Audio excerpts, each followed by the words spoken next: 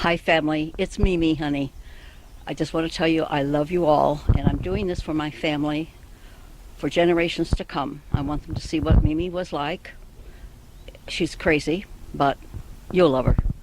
Um, First of all, I want to start out by saying my children have always been my world. Always. My grandchildren are my world, and great-grandchildren I have two, and I'm probably going to have a lot more. And I want all that you can produce. So, but I love them all. Two of them I haven't seen yet. We're going up. I'm going to get to hold them and kiss them and give them fivers. You know, you all remember what fivers were, don't you? That was my special kind of kiss. Anyway, I just wanted to tell you a little bit about myself.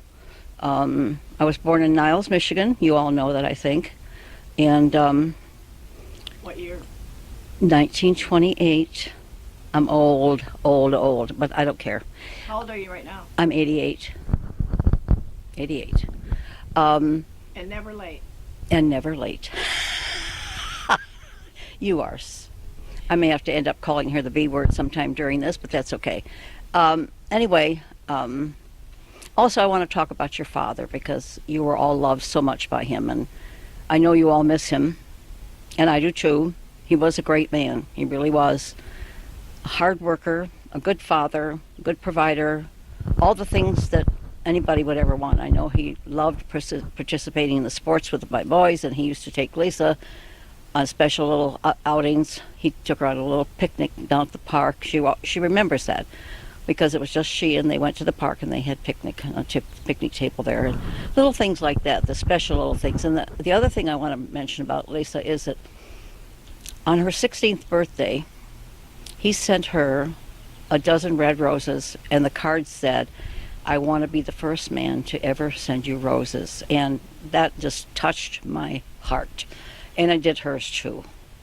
It was such, and I didn't know he was doing that, what made it even more of a pleasure because I didn't know he was doing that. But he did that all on his, I didn't even have to order the flowers, which I usually have to do, but he did it all on his own, and that was sweet. And his love for his children was very pure. He was strict. We were both strict, but parents have to be strict. If you let your kids go, well, you all know that, but yes, we were strict, but it came from love. It didn't come from anywhere else. I know you always felt that you were loved, and I hope you all remember this too. Every night I'd come upstairs and I'd go into your bedrooms and I'd give you a kiss on the forehead and say, "I love you." I hope you all remember that because that was something special for me. And I know Brian remembers it because we talked about it once, but I'm sure the rest of you do too. And I'm proud of all of you. You've turned out wonderful. You kids never gave us any problems at all. It was just, you were pure joys. And, you know, I never thought I was going to get pregnant. We were married for 8 years before that happened. So each one of you was a true blessing to me because I didn't think I was going to have any children. What year did you get married? 1940, old. 1949, I think. And how did you meet your husband? I met my husband through my brother. My brother, they were friends. And my husband was new to town, and he went, you know, he met my brother, and that's how I met him. He'd come over to the house, and we just kind of, the eyes met, and that was it, you know. I fell madly, deeply in love, and I think he did too. We were way too young, but it was good. We had a good marriage. So how long did you know him before you married him? Oh, about maybe 2 years. Okay. Maybe 2 years. And he had such a funny sense of humor. He was really, and the kids will attest to that. And they will remember, this is something, I won't go into the whole thing, but just remember the turkey joke with Tucker Polito, because that was a big family fun thing. Your father loved every minute of it. So just remember that, because that was a fun time. And so you were born in, again, where were you born? Niles, Michigan. Niles, Mhm. and you lived there most of your life? Oh, yeah. Born and raised in Niles, Michigan. Had never been out of Michigan until that time. What do you remember most about your teenage years? Well, my sister and I were like twins. We did everything together, and we loved to dance. And we'd go to the high school dances if there wasn't anybody that asked us to dance. we would dance, and I was somehow or other I always ended up leading, and I was a good leader, but I could follow also. My sister always said, lead me, lead me. So we had my sister, well, she is always in my heart. You know, I lost her a year ago, last August. So you just had one sibling? I had a brother, older brother, and he died about 5-6 years ago. So there were just the three of us. My brother was the prince. Of course, he was the oldest, and he was a boy in an Italian family. That's really important. But anyway, you know, I was raised in a strictly Italian family. They went by all the Italian rules and regulations, and there were many. And my grandparents on my dad's side were wonderful. My grandmother on that side, I loved her. She was so special, and we all felt that way about her. And she was, I'll just tell you one little thing that she used to do that we all remember. On our way home from school on Thursday, after school, we'd have to pass by my grandmother's house, and she always baked bread on Thursday. She'd made bread for the whole week. And she had these little round pie plates. They were metal. And she'd make each of us a loaf of bread, a little warm loaf of bread. And on Thursdays on the way home, we'd stop there, and she'd have that for us with butter and her homemade jam. Now that was such a treat. I could almost smell that bread today. It was wonderful. She was a sweetheart. My grandmother was an angel, really. And go ahead. Yeah, she had 11 children. Yeah, so she has a lot of grandchildren and great grandchildren. And she just, you know, I have pictures of her, and she just has this sweet smile on her face, because that's the way she was. And you know, when my husband and I went to Italy, we looked up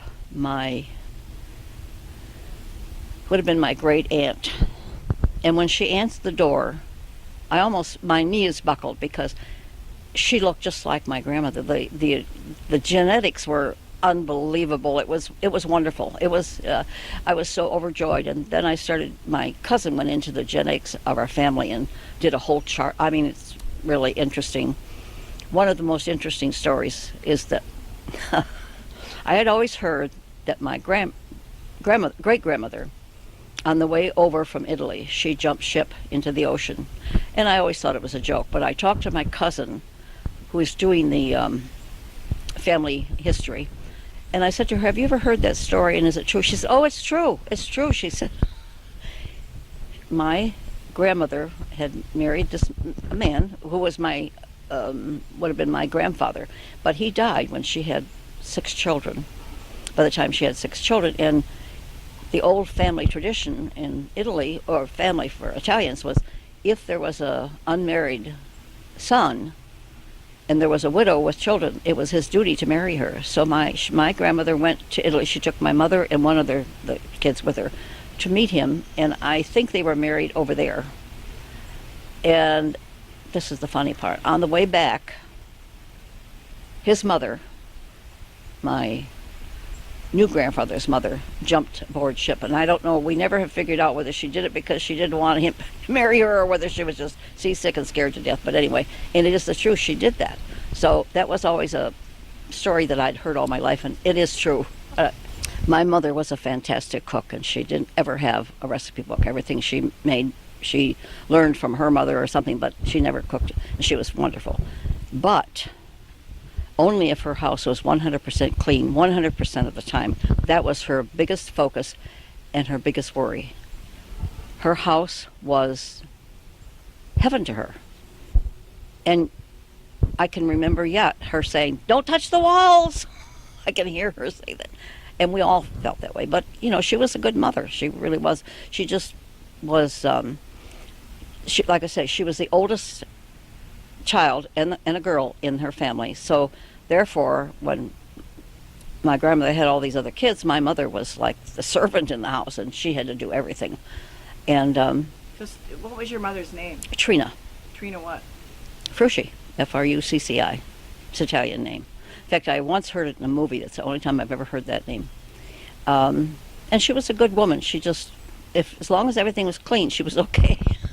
My dad always had a smile on his face. Everybody loved my father. What was his name? Dominic J. Frucci. He was just a mellow, very wonderful guy, and he put up with my mother. I don't know how he did it, but he did. Do you remember their birthdays? Your dad's birthday? My dad's birthday was in October, and my mother's birthday was in February. February 22nd. My dad's birthday, I think, was October 11th. Do you remember their years they were born?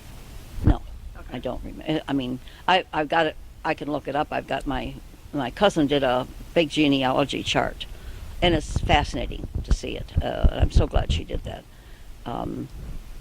And they were married for a very long time. Of course, my father passed away first, and my mother lived quite a few years after that. And my sister and my brother both lived in Niles at the time, so they kind of, looked out for her. And I wasn't there, but every time I went there, I always tried to do my part. But she was not easy. What did your father do for a living?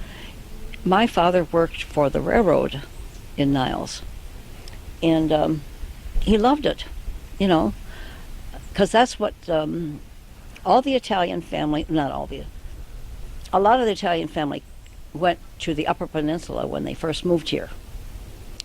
But then they heard about Niles, this big train yard that was being built in Niles, and it was a connecting point from Chicago, through. And so a lot of them moved down there and got jobs with the railroad. And I have aunts and uncles, and I had lots of relatives. Most of the kids I played with were my cousins because we all lived in the same area, and we used to have so much fun. We played out in the yard until the lights went on. The street lights went on. That was our signal to go home, because that's what people did. We used to watch. I loved it. We lay on the grass and watched the stars and watched the ladybug. That's what we did at night when we played. We just had. It was different. We were outside playing. None of this. These kids today don't know what it's like to play outside. My kids played outside. And all the games we used to play, it was, we just had pure, clean fun. I never got into any trouble, ever. My sister didn't, my brother didn't, because we knew that if we did, there would be hell to pay, because they would have not tolerated it.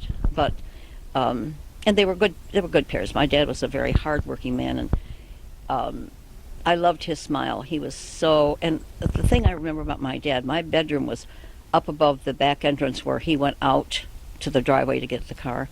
And every time he opened that door in the wintertime, he would cough twice. And I don't know whether the cold air made him do that or not, but that was what I remember about my dad. It was like, I'm going now, so. And, I had a fairly happy childhood. We lived, in a neighborhood where we knew everybody and all the kids. And played games, it was wonderful. I had a very, very uneventful childhood. I mean, it was a happy childhood. And we used to go he used to take us to the lake to go swimming, Barren Lake. I'll never forget it. It was good. And I was good in school, always got good grades. I worked hard for it, and some of it came easy, but some of it didn't.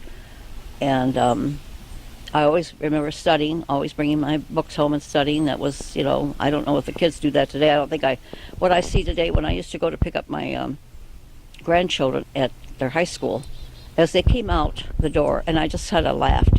Each one of them whipped out their phone and, on the phone right away. I didn't notice very many books in their hands, but every single one of them without fail. The minute they walked out of that door, they had their phone on. Now, that's a whole new thing, Tell what your husband did for a living. My husband was a podiatrist. He was a doctor in Midland, very successful. Still to this day, I will meet people and say, I loved your husband. He was loved by so many. He was very kind, and very sympathetic with his patients, and he took time with them. He liked to talk. And I know the girls that worked for him used to say, when we give you this certain kind of smile, or we touch, that means you've got rooms full of people to see, because he loved to talk.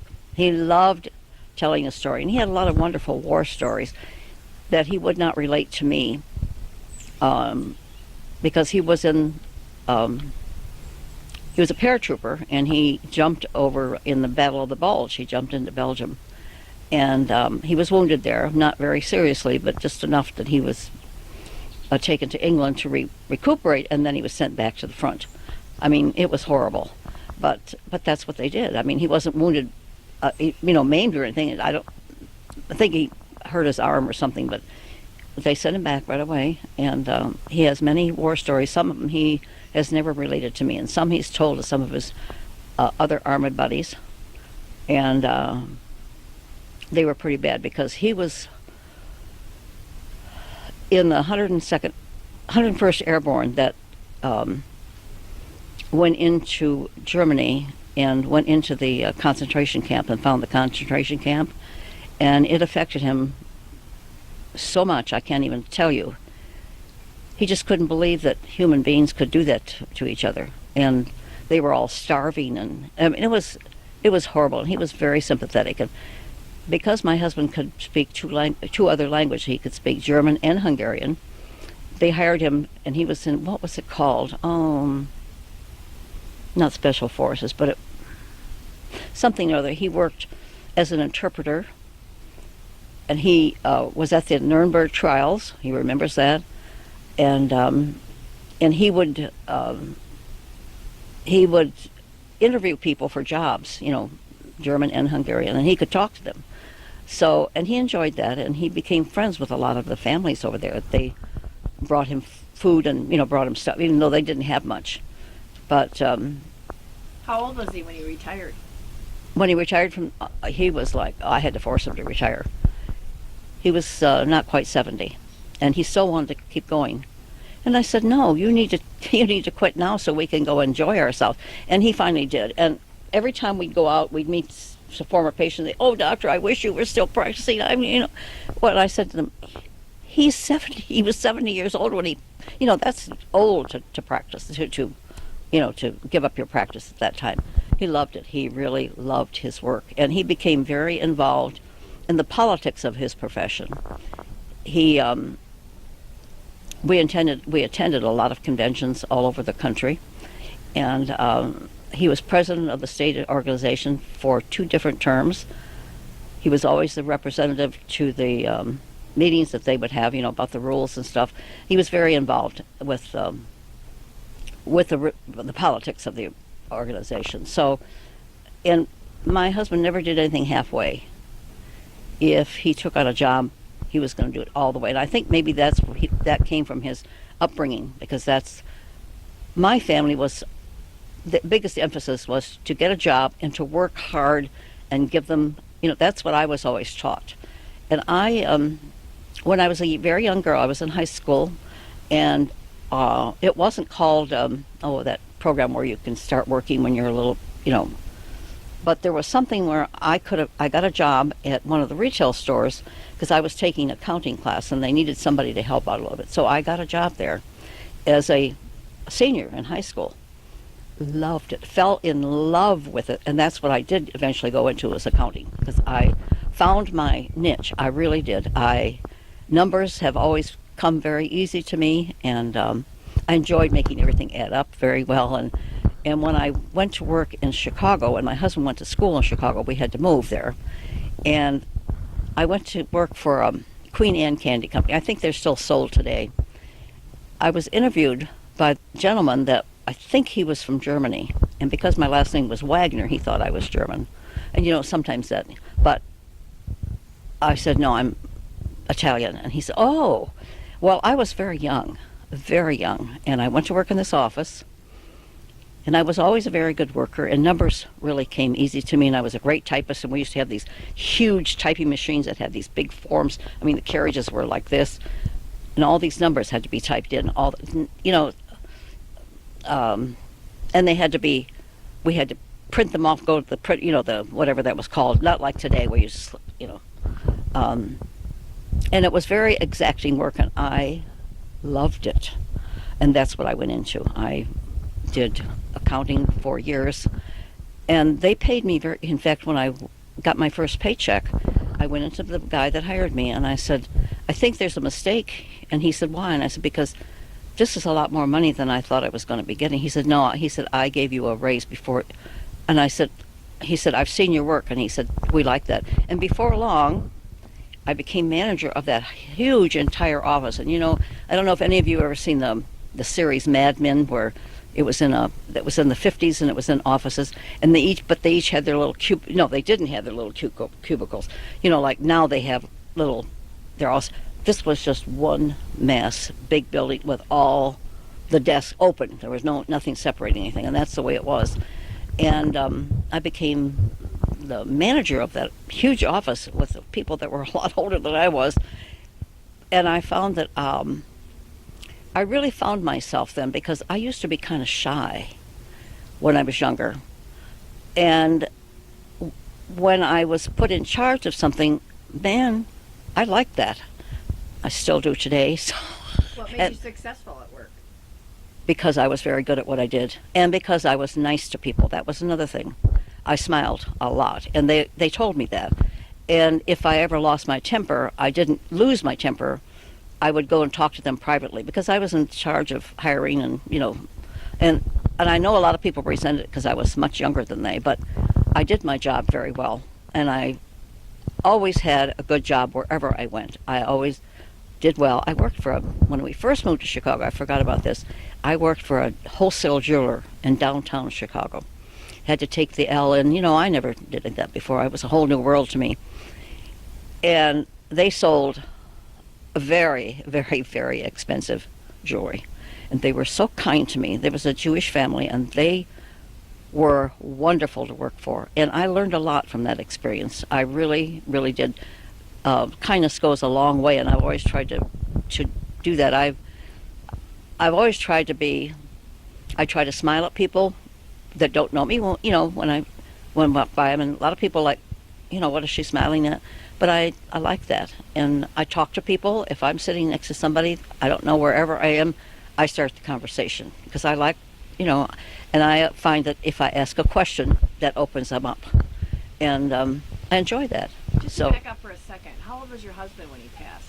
He was 78. Okay. Yeah. But I have another part of my life I haven't talked about. When we moved to Midland, a friend of mine, we joined the Newcomers Club, because that's what that's what you did, and we met a lot of really nice people, because you meet them fast there. And one woman said to me, I've got tickets for a play at Central High School. Would you like to go? And I said, well, yes. So we went to see this musical, and it was called, oh Lord, not Once Upon a Mattress. Pajama Game, because they worked in a pajama factory. And I sat there with my jaw, because I'd never seen a live musical before that, because we didn't have those in Niles. So I thought, oh my God, does that ever look like fun? So when, maybe several months later, I saw in the paper there was an ad they were going to be doing Music Man in Midland. And if you wanted to try out, they gave you the tryout dates. So you had to call for an appointment, so I called. And Dr. Vosberg was the head of the music department. It started out as the Dow Music Society, because Dow was big in Midland. They did everything. Midland is a great city. And so I went to interview with him, and he asked me, have you ever been? And I said, no, I have no experience at all. And he said, well, let's have you sing. And he gave me a sheet, and I said, I don't read music. And he said, you don't read music? And I wanted to say, Frank Sinatra doesn't read music. Neither do all of them. They never learned how to read music. And I said, no, I just need to hear it once. And I sang in choir at school, and I loved it. I was a soprano then. Now I'm a baritone. But anyway, so they were doing Music Man, and he said, and he gave me some, scales to sing, and he looked at me and he said, I think I'm going to put you in the chorus. And I said, oh, good. And I remember driving home going, oh my God, I was so thrilled. And I went home and told my husband, oh my God, because he's the one that suggested maybe I want to do that. And I'm so glad he did. And, all through the years, and I did that for almost 50 years, he was always my biggest fan. He supported me through it all, even though he had to stay home with the kids a lot. He loved it. And people would tell me, if you could see your husband sitting in the audience when you're on stage performing, they said he always has this biggest smile on his face, and she said he's enjoying it more than anybody else. So that was important that people told me that, because it was nice. And I had more fun. That was my second life, my music life. And I directed many musicals. I was in many musicals. Probably, if you counted them all up together, in some one way or another, it was probably over 70 shows. Mm-hmm. Well, what 3 events most shaped your life? Oh, well, meeting my husband, for one, that's definitely shaped my life. And having my children, shaped my life. But before that, I think when I was younger, I found out early who I was, and my shyness disappeared because I found I could speak up. And I was telling Lisa the other day, I worked for the first job I had when I went to Chicago. I worked at like this big candy company. I won't name any names because the guy that hired me took me around the building to show me where things were, and he would kind of go, and that's over there, and he would always kind of brush my body. And I thought, but I couldn't say, you could not say, this was like in the 50s, you just didn't do it. I would have not gotten that job had I said something, and I needed that job. And I think today I could have had him thrown in jail. That was sexual harassment, and he did it with a lot of, he was a little tiny little man, and he'd come up and he'd put his hand on your shoulders, and and finally one day I said to him, if you touch me like that again, I'm quitting. We were alone when I said that. He looked at me like, oh my God, and he never did. He avoided me like the plague. And so that's when I found my mouth, and I haven't shut it since then. I'm very outspoken. My kids call me Mary Jane the Hurricane, because if anything goes wrong, they always say, Mom will take care of it. Well, what do you remember about when each one of your children were born the most? Well, we didn't have children for 8 years, and I thought we weren't going to have any. And Greg was my oldest son, and when he was born, it was like, I kept looking at that little face and thinking, oh my God, he's so beautiful. And I just, we were so happy to be parents. It was, when you don't have, all your friends have children, and you don't and you think maybe I'm never going to have one. We were actually thinking about adopting. So I finally got pregnant with Greg, and he was just the cutest little, well, all my children were adorable, of course. And 3 years later, I had Brian.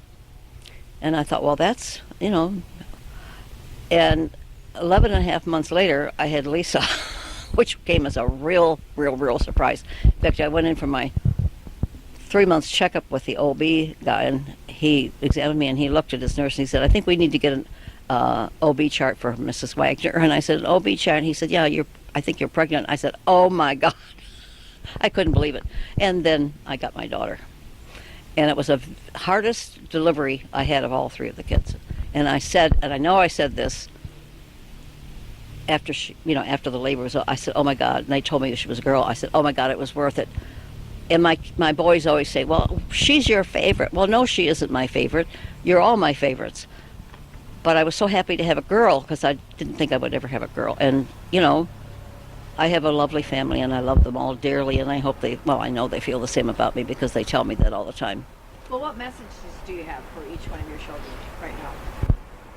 Be kind to everyone. I've tried to teach them that, because that's kind of been my motto. I'm always trying to, a smile goes a long way, and a nice word goes, I talk to somebody, my husband used to say, how come you're talking to that? Well, that's because that's just me. I like to talk. Once I found my voice, I was good with that. I loved it. So, I loved people, and I also like to hear their stories. I mean, stories of other people that are just amazing what they go through. Amazing. Well, how would you like them to remember you, your children? How do you think they'd describe you? Well, I hope they'll describe me as that I was a wonderful mother, because I think I was, and that I did all the right things. And I really did. I never had to spank any of my children. Discipline, yes, but spanking wasn't in my vocabulary or my husband's. We were very strict, and I know that they did things that they shouldn't have done. I'm finding out later, and I don't even want to know, but they all lived through it. We all lived through it, and they've grown up to be wonderful human beings. So, I'm thankful for that. And I have my beautiful grandchildren, and I now have 2 great grandchildren, and another one on the way. So the family is expanding. Genetically, we're going to go a long way, so. What do you think the world needs more of right now? I know this is corny, but it needs love and kindness. Kindness and love is so important. It's amazing to me when you speak to somebody with a smile, a stranger, they always respond back with a smile.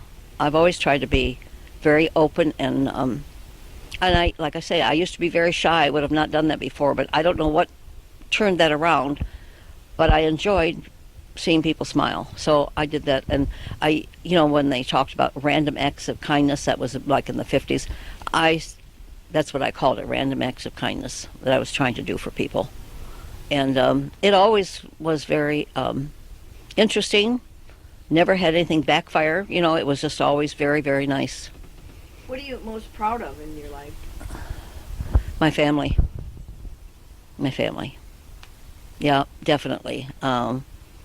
Family to me is absolutely everything, and I don't know how people can go on in this world without. I know people that haven't seen or talked to their children in years, and that would just kill me. Because in my family, and family was the most important thing always. And I don't know whether it's just the Italian thing. I don't think so. I think most families feel that way. But I was raised in a nice big Italian family where they served the children. They had little special glasses they were short as a shot glass, but wider and tapered up a little bit. And my grandfather used to make his own wine, had his own grape yard. I used to go out there and eat the grapes and the tomatoes and all that. And he made his own wine. And so everybody was served wine at big family meals. And the kids, if you were like above 6, you got a little bit. And none of us turned out to be alcoholics. It's strange, but, when I think about it, serving wine to children, but that was the tradition, and that's what they did, and it worked out okay. I remember going down to the basement with my grandfather.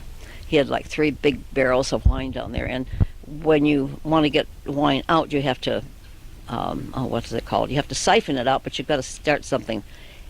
And he always let me do that. So I got a taste of wine as a very young girl.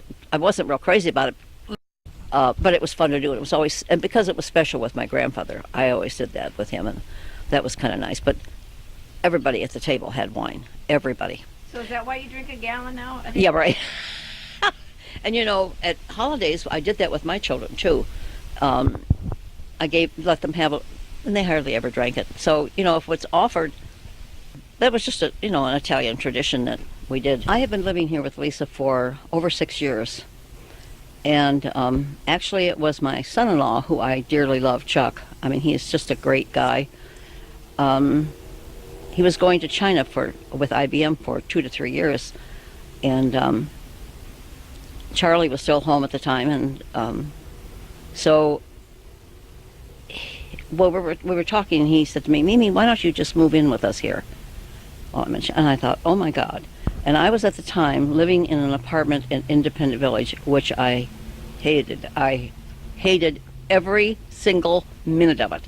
I couldn't stand the people there. I couldn't stand the people I had to have lunch and dinner with. It was I avoided going downstairs as much as possible because it wasn't my kind of thing. And I'm not going to say much more than that. I hated it. That's all I want to say. So when Chuck invited me, to come and stay, I thought, okay.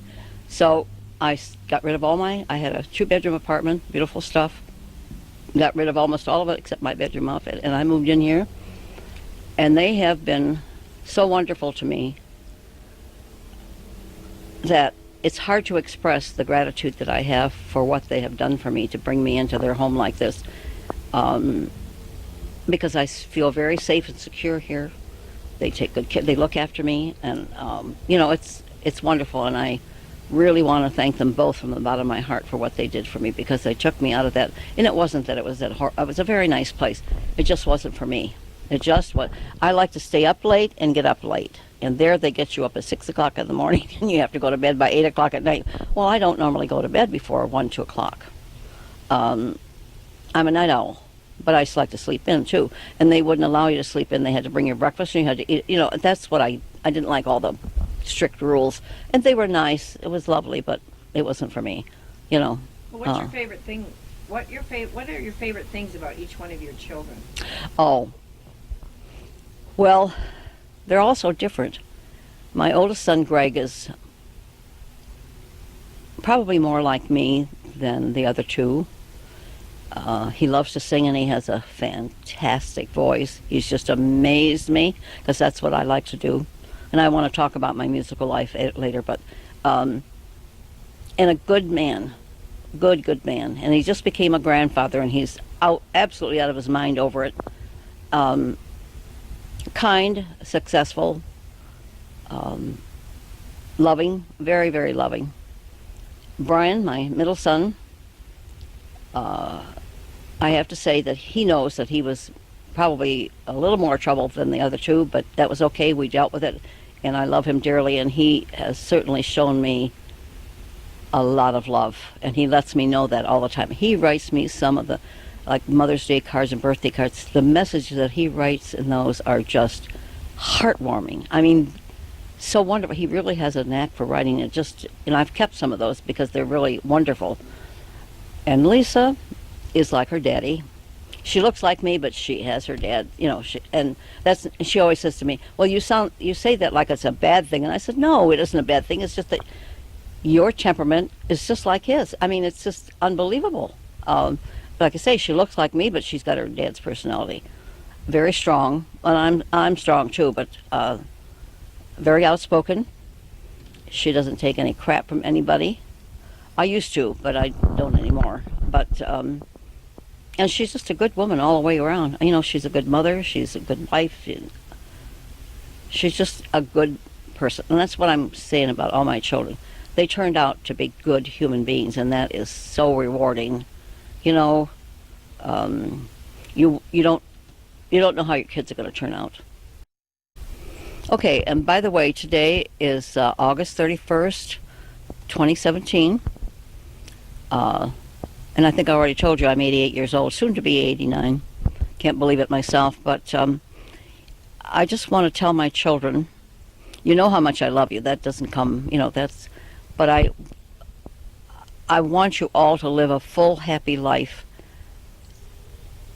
and enjoy your families as much as I have enjoyed mine, because you've all been wonderful. I have, you know, it's just, I thank all of you for being so kind and loving to me, and I know that it's returning, because that's the way I've always treated you, always with love and kindness and joy. We have always had so much fun together, just, you know, laughing, and that's fun.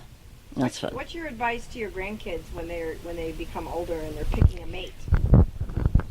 Oh, what well, should a girl look for and a boy look for in picking a mate? The first thing you have to look for is kindness. If there's any kind of abuse talking, it's only going to multiply by 100 if you marry them. Kindness will always come through first, and that's what you want, because you can never be happy with an unkind person that treats you like you don't deserve to be treated like that. You know, each one of us are individuals, and I've seen a lot of unhappy marriages where, as much as I'm against divorce, I would have said that person should have been divorced, because they went through so much hell. And no one has to do that. You know, you either solve the problem and tell them I'm not going to take it, or, you know, just you have to be tough. And, you know, Mimi's always been tough, and I'm strict, but, you know, I'm also loving. I love you all so much. Okay, the reason I'm doing this video today is because I want you all, even my unborn great-grandchildren, I want you all to see who Mimi was and is, and it's done out of love for all of you. You know that. I love you all so deeply. And I just want to tell you that if you're kind and loving, that will come back to you. If you're not, it's never going to come back to you. You have to give it before you can receive it. And that's been my motto. And smile a lot and be kind to and love. I love you. Here's a fiber. My husband always told, at least the boys particularly, you have the Wagner name. It doesn't have any bad marks on the name, and I want you to keep it that way and keep the Wagner name free of disgrace. And that's what he told them. And I thought that was really great. And they have not done anything to do that. So those are just some of the things I wanted to leave with you to just keep in mind what the Wagner name meant. And I hope you all enjoyed being our children, because we certainly did enjoy you and love you very much. Love you all. Another fiber.